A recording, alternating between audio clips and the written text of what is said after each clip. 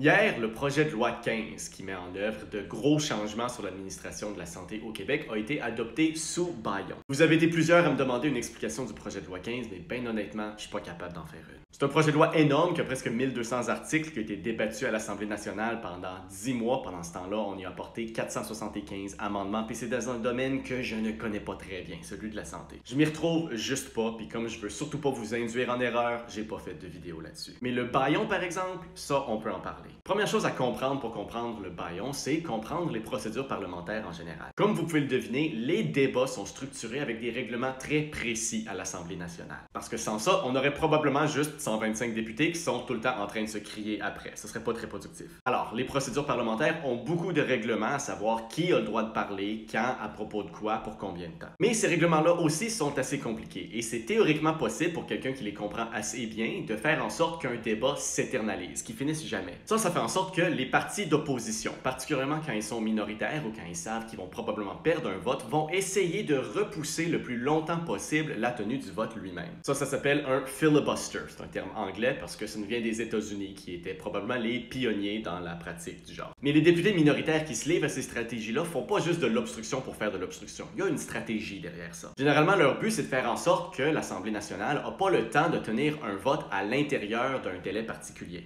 Ça peut être, comme c'est le cas maintenant, que la session parlementaire finit bientôt. Alors, si le vote ne se tient pas maintenant, il va probablement falloir attendre quelques semaines ou même quelques mois pour recommencer à essayer de tenir un vote. Pendant ce temps-là, les députés minoritaires espèrent faire appel à la société civile, à l'opinion publique pour que le gouvernement change de cap. Mais pour éviter ça, il existe aussi dans les procédures de l'Assemblée nationale quelque chose qui s'appelle la motion de procédure d'exception. Le bâillon. Le bâillon fait en sorte que les règles de procédure normales, celles que l'opposition peut utiliser pour prolonger les débats, sont suspendues et le temps pour le débat lui-même est largement écourté. Alors essentiellement, le gouvernement dit « Fini le débat, maintenant on vote ». Mais c'est une mesure qui est très impopulaire, entre autres parce que c'est vu comme mettre fin à un débat. Puis dans une démocratie, les débats sont une partie importante du développement des lois. Pour vous donner une idée d'à quel point c'est impopulaire, souvent à l'extérieur du Québec, on appelle ça une motion de guillotine. Officiellement parce que ça coupe le temps de débat, mais mettons que l'image est assez parlante.